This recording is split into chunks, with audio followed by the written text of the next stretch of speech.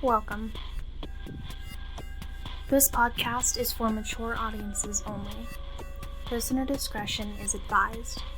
Do not attempt to reenact anything you hear from this podcast. You're listening to Monty's Mysteries. We bring you true stories and experiences told by myself, Monty, and my guest host. From everything paranormal to legends and strange historical events, we share all things creepy. Turn out the lights, light a candle, and be transcended into the mysteries of Monty.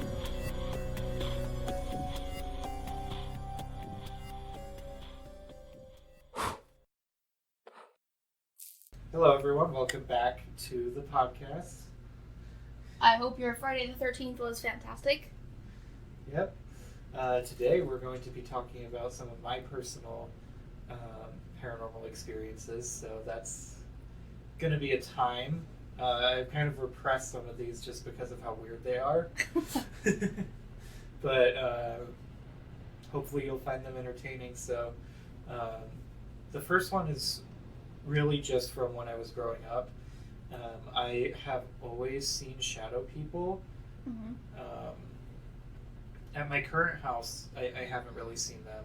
Haven't seen them in a few years, but I distinctly remember when I was a child, I used to sleep with my door open because, I thought it was safer, so, I could get to my parents if I needed to or something like that, or they could get to me. Because, I was one of those kids that was scared of everything as a child. Yeah. Which, I'm glad I'm not now, given the nature of this podcast. But, Yeah. I had the door open and there was a hallway light that was always on at night so that you could find your way to the bathroom. And it was very dim, but it was still enough to where if something moved past it, there'd be a shadow. So I remember I was in my bed one night and I was having a hard time falling asleep. This was probably when I was 8 or 9 years old. Or something like that. I had just seen Harry Potter and the Prisoner of Azkaban. It was right after I saw the premiere of it. Okay. And so the werewolf, or Professor Lupin, just scared the crap out of me. That CGI werewolf that they had in the Prisoner of Azkaban. So I was just a little bit nervous. I remember I looked out into the hallway and there was an outline of a man, a very tall man with a hat on. And so this is one of the common shadow people that a lot of people see. I didn't know it at the time. He's called the Hat Man. He was wearing what looked to be like a fedora or maybe a bowler hat or something like that, some hat with a big rim on it. And I remember feeling that he was staring at me even though I couldn't see any eyes. And then the shadow just vanished. It was there for just a few seconds and then it was gone. And so I was like, Dad, Mom, was that one of you? And they were both asleep. And my sister at the time was too small to really leave her room. She was still a toddler. So it definitely could have not been any of them. It couldn't have been any of them. I mean, my sister wasn't tall enough. The only person it really could have been was my dad, but I know for a fact he doesn't own hats like that. And it was just a lot of weird stuff. It was only at that house that I had these problems with the shadow people. I would see figures from that point. I'd see them probably almost every night in the hallway, and I thought it was just either my mind playing tricks on me, or my parents walking down the hall or something like that. Because not all of them had hats on. But every time I'd get scared and go check, my parents would be in their bedroom. And it was just really bad vibes at that house.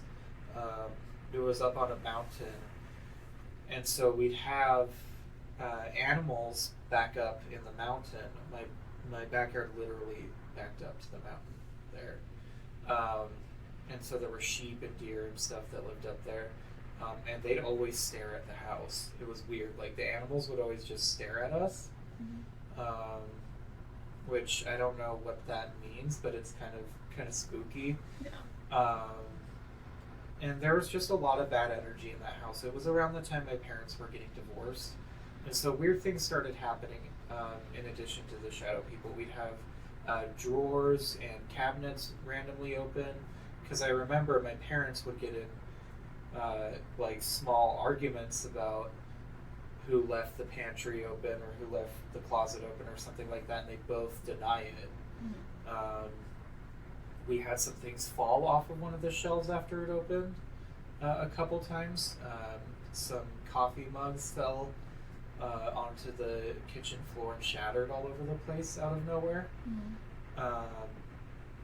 And because of all the negative energy in the house, and because my parents were going through a divorce towards the end of it, the paranormal activity there just started escalating, which was a time. It was really scary. I remember there was this one time I had to go into the basement to get something. And we had an unfinished basement, so it was creepy, like just wood and concrete and stuff like that. And I remember I went down there and I could hear someone tapping from behind one of the walls down there. And I remember as I got closer, I could hear something breathing as well. And so I was like, hello. And then it stopped. And I booked it back upstairs. Like, yeah, because I didn't know what was going on. Now, after we moved out of that house, things got a lot better. And I never saw the shadow people again. And I know some people attribute shadow people to sleep paralysis, but my actual sleep paralysis didn't start until after I left the house, because I have like medically diagnosed sleep paralysis sometimes, where like you can see things that aren't there because your body's like in between being awake and being asleep. I never see shadow people during it. It was only before the sleep paralysis started. Another story that I have is from when I went camping with my grandparents. It was shortly after we moved out of that house. My grandpa, I loved going camping with him when I was a kid. He would like take me fishing and like show me how to do all these outdoorsy things. He loved telling scary stories around the campfire. That was one of my favorite things to do when I was a little kid. And I remember he had just finished telling us a ghost story about Tombstone, which is a ghost town in Arizona near where I grew up in Tucson. And we were camping in the Uintas here, up near a place called Mirror Lake. It's beautiful up there. I still love going camping in the Uintas. The Rockies are some of the most gorgeous like mountains that you can camp in. But I remember the next day I had gone out for a walk, and I was just barely getting into like paranormal stuff. And I was in Boy Scouts at the time, so like I would go hiking and stuff all the time. So I went on this little hike by myself, and as I was hiking, a rock landed a couple feet behind me off to my right. I was like, huh, that's weird. Maybe it just like fell. And then another rock fell, and I was like, okay, that's weird. And then I started hearing the sound of someone banging like sticks together, like that kind of clicking noise that you get when you hit wood together or something. I was like, oh, maybe someone's up here like chopping down firewood or something, and they're just moving rocks out of their way. But as I got closer, I felt like I was kind of being watched, which is very rare for me, especially when I'm out in nature, because like I don't know, I just feel very relaxed, very like calm when I'm up in the mountains. I try not to think about everything that could kill me too much. Um,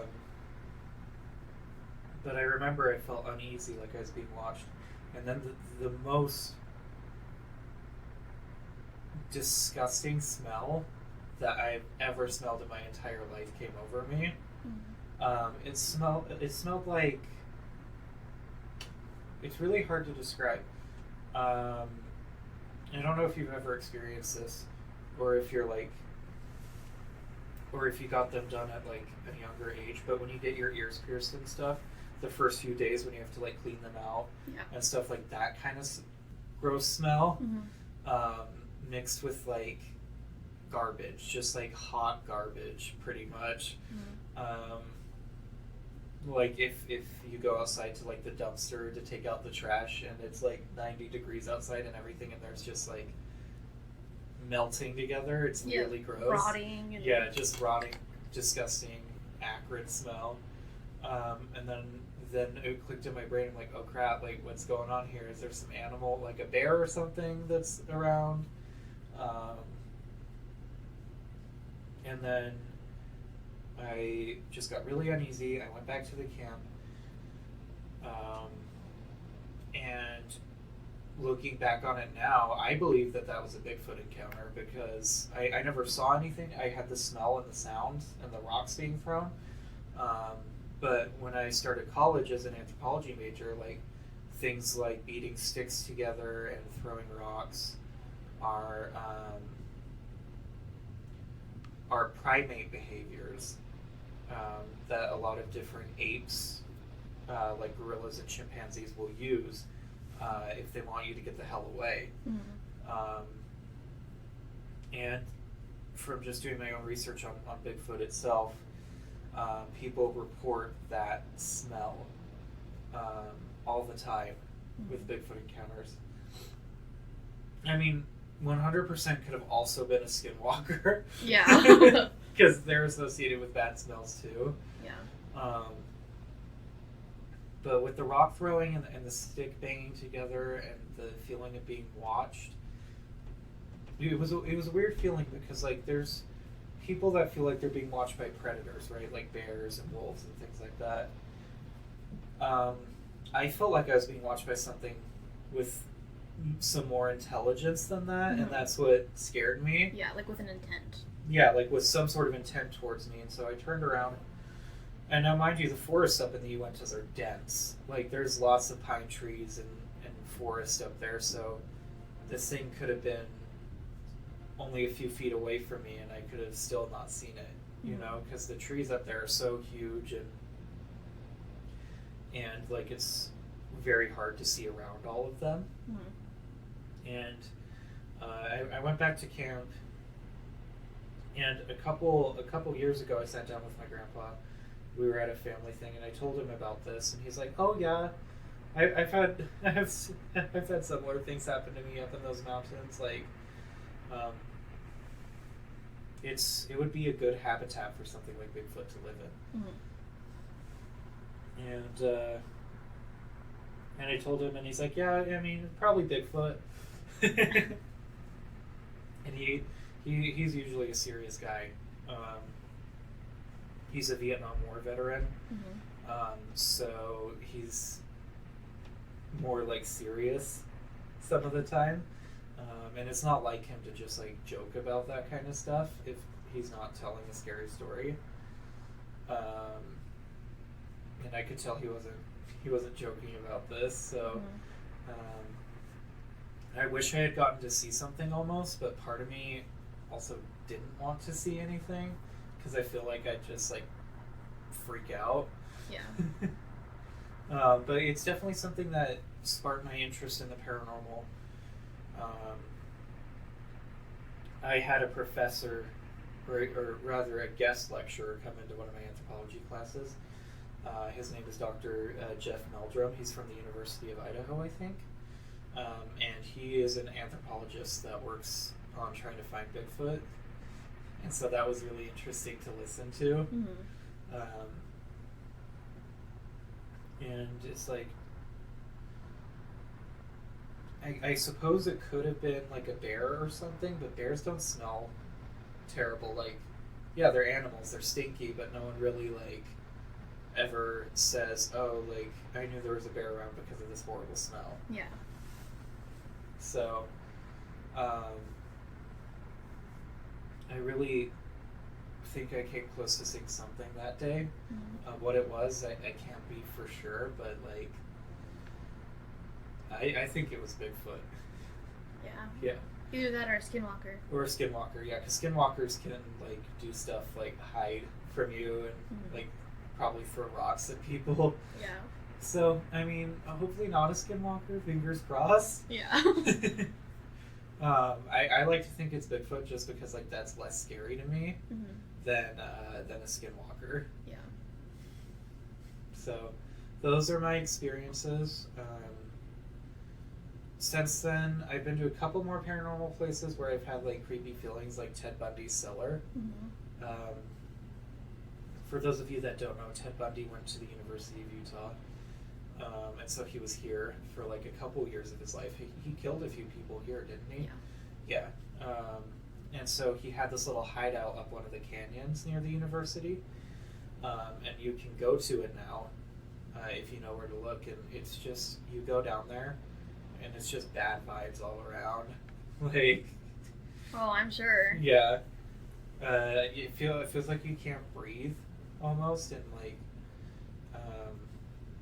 yeah, I would not recommend going there, but that's the only other place that I've had a bad paranormal experience with after I left that house. Yeah. So, those are my stories. I hope you liked them. I did. They're very nice. Well, not nice for you, but... Yeah. I think the Bigfoot one was interesting. Yeah. Rather than scary. The shadow people scared me more. And the fact that so many people see the same hat man that I did makes me think about, like, what's going on with the shadow people. Yeah, that's definitely weird. Yeah, it is weird. I don't know what to think. And, like, another weird thing about them is that the only other place I've seen them besides that house was when I went to my great-grandmother's house a few months before she passed. And I saw the hat man in her room. And I found out a couple weeks later, when she was getting worse, that she would talk about a man in a hat standing by the edge of her bed. Like just some random dude in a hat standing at the edge of her bed, and I was like, okay. That's super creepy. Yeah, so like, hopefully it's not an omen of death. Yeah. But you never know. I just hope that that's the last time I see them, because I got very bad vibes from them. Because sometimes you can have a paranormal experience and it would be good. Yeah. Like seeing a family member. Like seeing a family member or something like that. Yeah. But they just felt heavy and dark and just menacing. So I hope I never see them again. Yeah. But, you know, since it's paranormal, there's not really anything you can do about it. If they want to show up, they're going to show up. Yeah. So, I hope you enjoyed, everyone. Thanks for listening. Yeah, thanks. And be safe, subscribe, continue watching, share with your friends. Don't do drugs. Don't do drugs. See you later. To have one of your personal experiences featured in an episode, contact us via email at montysmysteries.podcast@gmail.com. Find us on Instagram, Tumblr, Facebook, and Twitter as Monty's Mysteries, where we will keep you updated on upcoming episodes.